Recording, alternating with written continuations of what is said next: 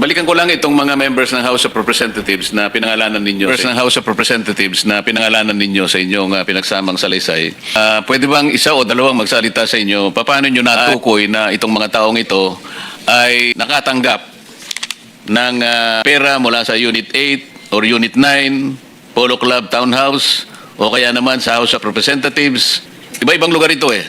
Banggitin ko uli, Benny Abante, Sia Adyong, Jose Alvarez, Jojo Ang, Julien Baronda, Ace Barbers, Ching Bernos, Arlene Brosas, Franz Castro, Joel Chua, Dalipe Manix, at Delima Laila. Hindi pa siya congresswoman noon, kagaya na sinabi nyo, pero nakita nyo sa ibang pagkakataon. Dan Fernandez, Janet Garin, Don Gonzales, Jay Kong Hun, Jervil Luistro, Raul Manuel, Marcos Sandro, Paulo Ortega, Joseph Paduano, Stella Kimbo. May litrato pa rito eh. Bahay niya ba yung pinagdalhan ninyo? JJ Suarez, Erwin Tulpo. Meron nakalagay rito, pwede bang isalay sa inyo yung konting detalye?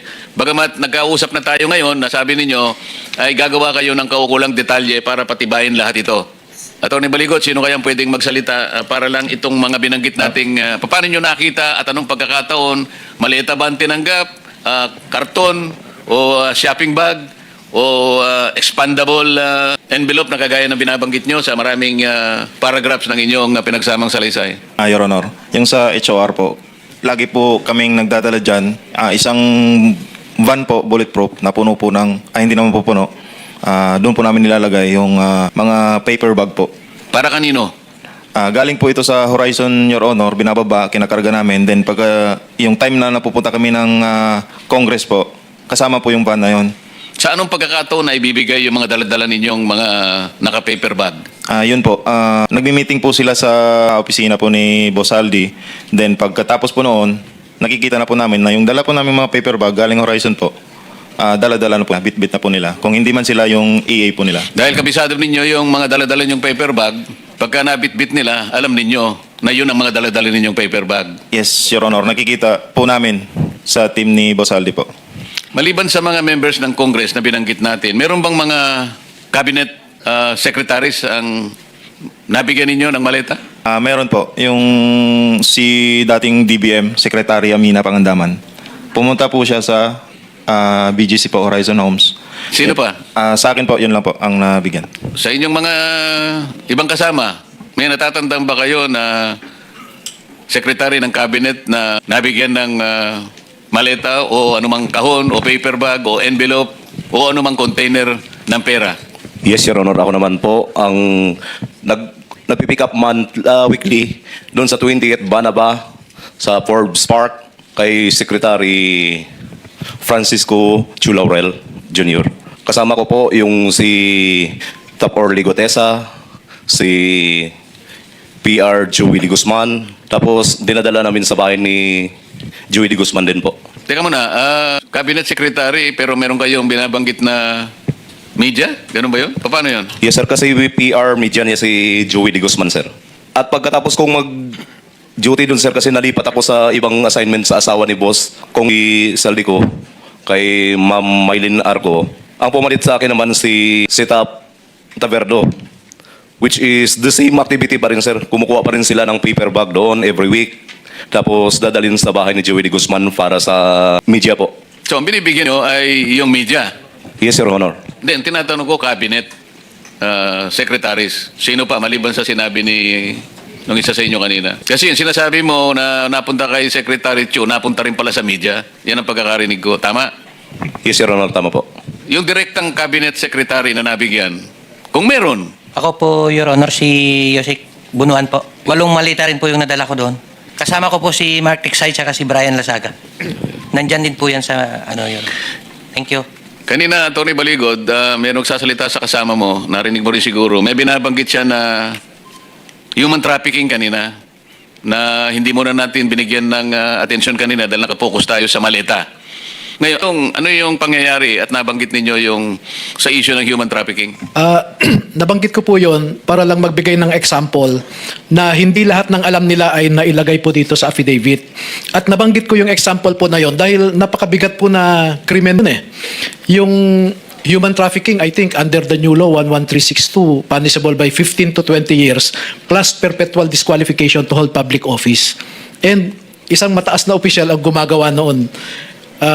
Ang sabi pa nga ho nila ay minsan nagpapakuha ng 5 babae, pagpipilian niya, yung hindi niya nagustuhan, bibigyan niya ng tip, then maiwan yung napili niya. No? And it did not happen once, it did not happen twice. Marami po. Sa Maidas, minsan sa Shangri-La. Sinabi lang sa iyo yan. Sinabi rin po pati pangalan, no? Hindi, kikinuwento lang sa iyo yan. Opo. Ang ibig ko sabihin, sino makakapagpatunay kung sino yung binabanggit mong opisyal na yan?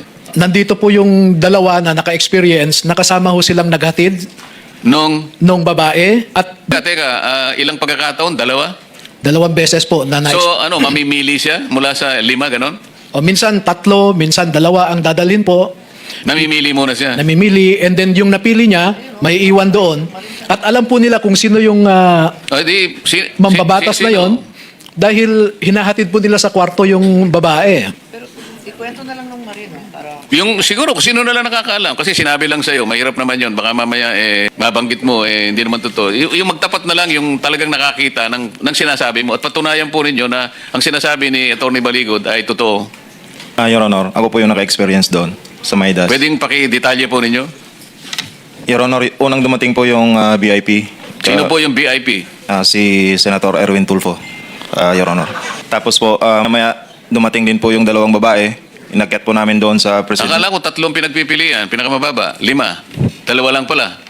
Yung sa akin po, pero maraming beses po yan. Hindi lang po sa Maidas, meron din po sa Shangri-La. 5, 3 po ang dinadala. O kulang ang nabalitaan mo. Sabi mo kasi 2 beses lang, Attorney Baligod. Ayon sa kanila, maraming beses. Saan lugar? Yung na-experience ko po sa Shangri-La po at saka sa Maidas po.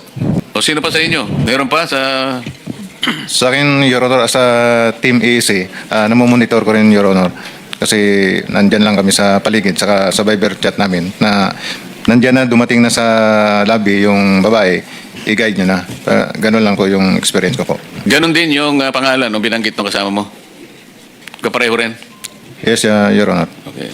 Mr. Chairman, the issue kasi here is bakit ayaw ituloy ito. And if ginamit ni Senator Soto at Senator Lacson for false accusation or selective justice, because lumalabas dito magkakampi yung DOJ ombudsman at witnesses at sila nakakapili kung sino ang state witness at hindi, no? Ang aking balita sa case ni Senator Joel Villanueva, in fact 4 yung version na lumabas dito, tapos bumaliktad na nga yung 2. So medyo magulo yung mga storya. So I was just really surprised bakit ganun ang reaction.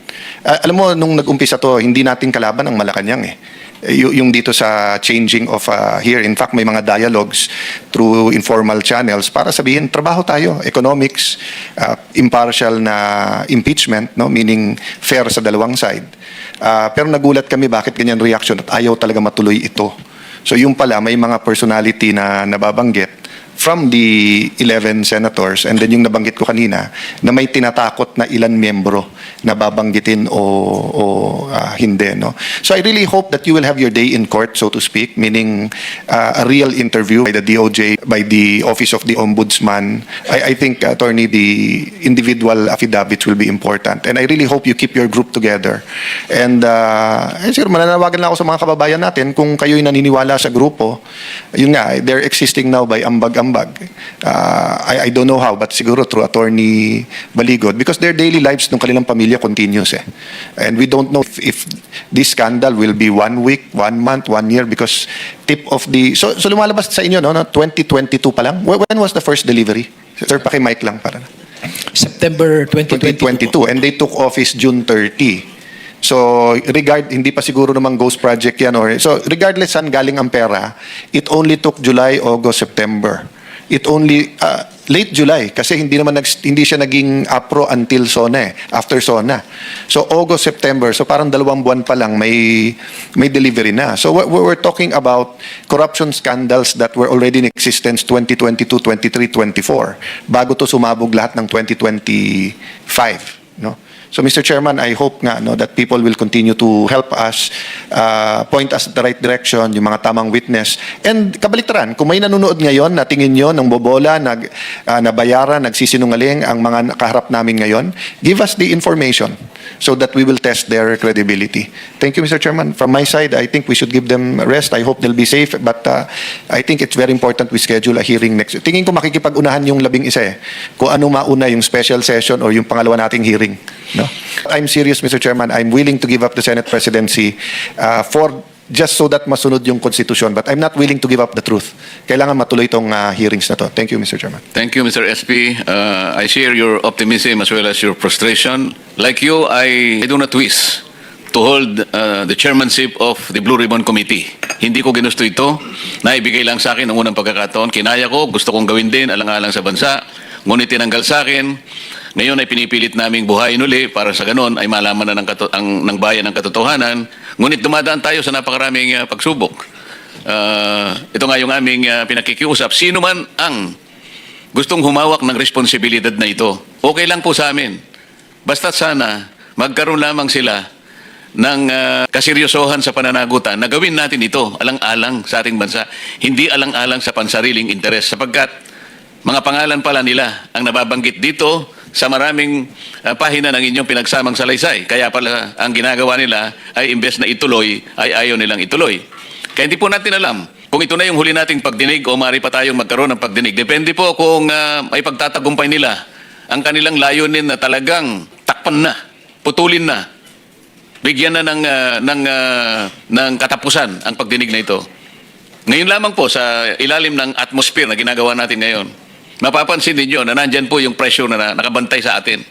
Ngunit ako po naniniwala, kagaya na sinabi ni SP Alan, hindi po pwedeng takpan ng katotohanan.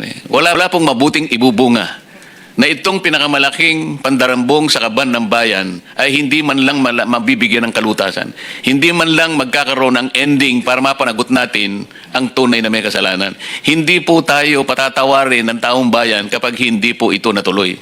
Ngayon, kung gusto po nilang ituloy ito sa ilalim ng kanilang pamumuno, nasa sa kanila po yun. Pero sasagutin nila sa taong bayan. Ano po gagawin nila? Itutuloy po ba nila? O gagawin din nila yung nangyari nung sila po ang leadership ng Senado? Na sa loob ng 10 buwan, wala man lang isang pagdinig ang ginawa nila.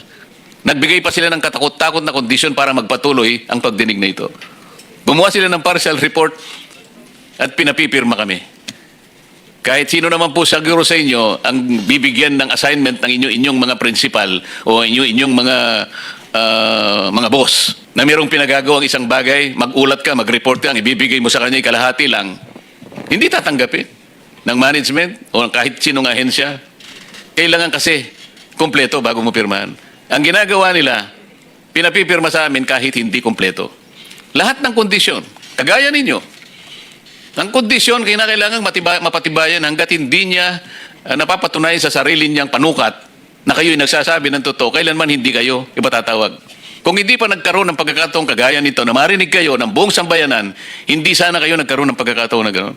Ano po kahirap ang dinadala naming responsibilidad, makita lang natin, malaman lang natin ang kabuuan ng puzzle na ito na kung tawagin natin ay flood control scandal. Trilyong piso ang winaldas. Ninakaw sa pera ng bayan. Pera ng tao ang nagnakaw po sa tanghaling tapat. Hindi po nakamaskara. Nakakurbata po, nakabarong lahat.